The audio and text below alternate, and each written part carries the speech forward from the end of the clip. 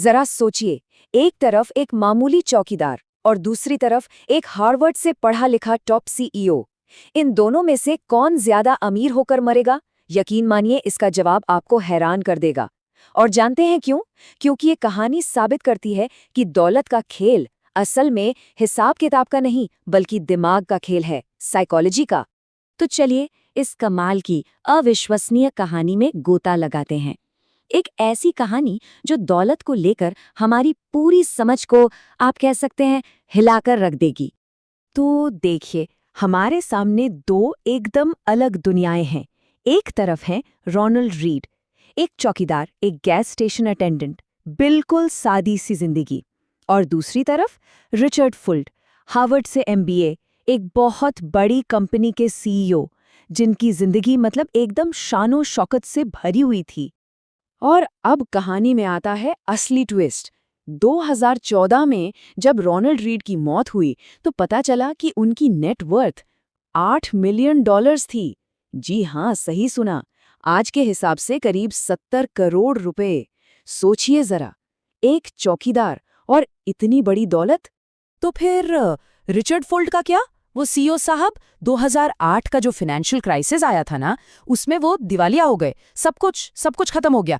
तो एक तरफ 70 करोड़ और दूसरी तरफ दिवालियापन। तो सवाल यही है कि भाई ये हुआ कैसे? मतलब ये मुमकिन कैसे है? एक आदमी जिसके पास कोई फाइनेंशियल डिग्री नहीं थी, कोई जीनियस दिमाग नहीं था, वो इतना अमीर बन गया, और एक टॉप का फाइनेंस एक्सपर्ट अपना सब कुछ गवा बैठा। चलिए इसी पहेली को मिलकर सुलझाते हैं।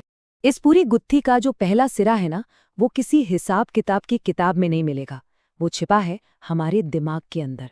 फाइनेंशियल सक्सेस का जो रास्ता है वो हमारे बिहेवियर से, हमारे नज़रिए से, हमारी सोच से बनता है। ये सब माइंडसेट का खेल है। इसे समझने के लिए चलिए एक कॉन्सेप्ट को समझते हैं, फाइनेंशियल डीएनए। इसका मतलब सीधा सा है, पैसों को लेकर हम जो भी फैसले लेते हैं ना, वो हमारे पास्ट एक्सपीरियंसेस से आते हैं। कोई भी जानबूझकर पैसे से जुड़ा गलत फैसला नहीं लेना चाहता।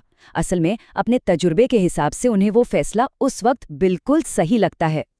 जैसे जरा सोच कर देखिए, अगर किसी ने बचपन से अपने माँ बाप को पैसों के लिए, बिलों के लिए जूझते देखा है, तो जाहिर है वो बचत को लेकर बहुत सीरियस होगा। या जिसने 2008 में शेयर बाजार को बुरी तरह डूबते देखा, वो शायद इन्वेस्ट करने के नाम से भी डरेगा। और वहीं जिसे कभी पैसों की फिक्री नहीं करनी पड़ी, वो शायद बड़े आराम से रिस्क ले लेगा। मतलब हर किसी की कहानी अलग है, और इसलिए पैसे को लेकर सोच भी अलग।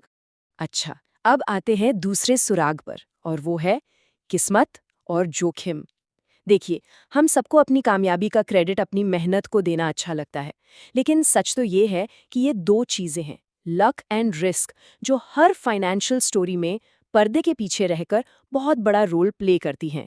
इस बात को समझने के लिए बिल गेट्स और उनके एक दोस्त केंट इवांस की कहानी से बेहतर कुछ नहीं हो सकता। दोनों मतलब कमाल के होनहार थे, लेकिन किस्मत ने दोनों के लिए बिल्कुल अलग रास्ता चुना। बिल गेट्स की किस्मत अच्छी थी। सोचिए, 1968 में उनका स्कूल दुनिया के उन चुनिंदा मतलब उंगलियों पर गिने जाने वाले स्कूलों में से था जहां एक कंप्यूटर था। सही वक्त पर सही जगह होने का ये जो इत्तेफाक था ना, उसने उन्हें एक ऐसी हेड स्टार्ट दी जो लाखों में किसी एक को भी नहीं मिलती। और दूसरी तरफ थे केंट इवांस, बिल गेट्स जितने ही या शायद उनसे भी ज्यादा होनहार, लेकिन उनकी किस्मत में एक ऐसा रिस्क लिखा था जो 10 लाख में किसी एक के साथ होता है। स्कूल खत्म होने से पहले ही एक पहाड़ चढ़ने के दौरान हुए हादसे में उनकी मौत हो गई। ये कहानी हमें बताती है कि कामयाबी सिर्फ मेहनत से नहीं मिलती, किस्मत और जोखिम ये हमेशा अपना खेल खेलते हैं। और अब आते हैं तीसरे और शायद सबसे जरूरी सुराग पर, वो राज जो रोनाल्ड रीड की असली सुपर पावर थी। और ये कोई रॉकेट साइंस नहीं थी, ये थी कंपाउंडिंग की धीमी, थोड़ी बोरिंग लेकिन अनबिलीवेबली पावरफुल ताकत। कंपाउंडिंग का मतलब बहुत सीधा सा है, जब आपके इन्वेस्टमेंट पर मिला रिटर्न खुद ही और रिटर्न कमाने लग जाए। ये एक तरह का स्नोबॉल इफेक्ट जैसा है, एक छोटा सा गोला जो पहाड़ से लुढ़कना शुरू होता है और नीचे पहुंचते पहुंचते विशाल बन जाता है। यही वो जादू है जो वक्त के साथ छोटी छोटी बचत को एक बहुत बड़ी दौलत बना देता है। वॉरेन बफे का ही उदाहरण ले लीजिए। क्या कोई यकीन करेगा कि उनकी 95% से भी ज्यादा दौलत उनके 65th बर्थडे के बाद बनी है। सोचिए, उन्होंने बस एक काम किया, दशकों तक लगातार इन्वेस्ट करते रहे और सब्र से कंपाउंडिंग के जादू को अपना काम करने दिया। असली कमाल तो हमेशा लंबे खेल के आखिर में ही दिखता है। तो रोनाल्ड रीड अमीर कैसे बने? उन्होंने पैसे बचाए, इन्वेस्ट किए और दशकों तक सब्र रखा। सिंपल। लेकिन उनकी असली कामयाबी अमीर बनने में नहीं थी, बल्कि अमीर बने रहने में थी। और ये एक ऐसी कला है जो यकीन मानिए अमीर बनने से कहीं ज़्यादा मुश्किल है। देखिए, अमीर बनने के लिए रिस्क लेना पड़ता है, ऑप्टिमिस्टिक होना पड़ता है, लेकिन अमीर बने रहने के लिए उसके लिए चाहिए थोड़ी विनम्रता, थोड़ा डर और बहुत सारी सावधानी। ये मानकर चलना पड़ता है कि आज जो है वो कल जा भी सकता है। इस बात का एक जीता जागता और दुखद उदाहरण है रजत गुप्ता। ये कोई छोटे मोटे आदमी नहीं थे, दुनिया की सबसे बड़े कंसल्टिंग फर्म्स में से एक मैकिन्सी के सीईओ थे। अमीर कैसे बनना है इसमें वो माहिर थे, लेकिन अमीर बने कैसे रहना है इस कला में वो बुरी तरह से फेल हो गए। उनके पास $100 मिलियन की दौलत थी। मतलब इतनी दौलत के कई पुश्ते बैठ के खा सकती थीं। बहुत बहुत बड़ी रकम थी ये। लेकिन क्या ये काफी था उनके लिए? नहीं।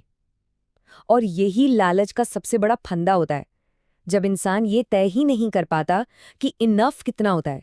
उन्हें बनना था अरबपति, बस इसी और चाहिए की धुन में उन्होंने अपना सब कुछ दांव पर लगा दिया। उन्होंने इनसाइडर ट्रेडिंग की, मतलब कंपनी की खुफिया जानकारी का गलत इस्तेमाल करके पैसा बनाया, और नतीजा आखिर में अपनी सारी दौलत तो गंवाई, अपनी आज़ादी भी खो दी। और ये सब हमें कहानी के सबसे बड़े, सबसे ज़रूरी सवाल पर ले आता है कि अगर बेहिसाब पैसा भी सिक्योरिटी की गारंटी नहीं है, तो फिर असली दौलत है क्या चीज़? असली दौलत है अपने वक्त पर अपना कंट्रोल होना। सुबह उठकर ये कहने की आज़ादी कि आज मैं वो करूँगा जो मेरा दिल चाहता है। ये बड़ी बड़ी गाड़ियों या आलीशान घरों के बारे में नहीं है। ये अपनी ज़िंदगी अपनी शर्तों पर जीने की आज़ादी है। तो आखिर में ये एक सवाल हम सबको खुद से पूछना चाहिए। जो दौलत हम कमा रहे हैं या कमाना चाहते हैं, क्या वो हमें खरीद रही है या हमारे लिए आज़ादी खरीद रही है? सोचिएगा ज़रूर।